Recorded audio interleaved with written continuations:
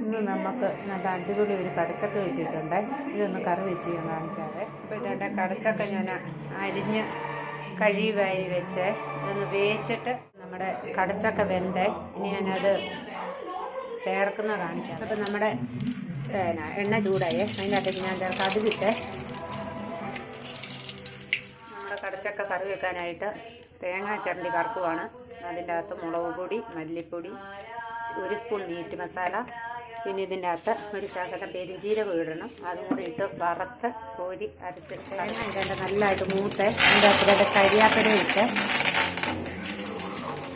ഇനി അതിൻ്റെ അകത്തേക്ക് നമ്മൾ അരച്ച് വെച്ച് അരപ്പൊഴിക്കുകയാണ്.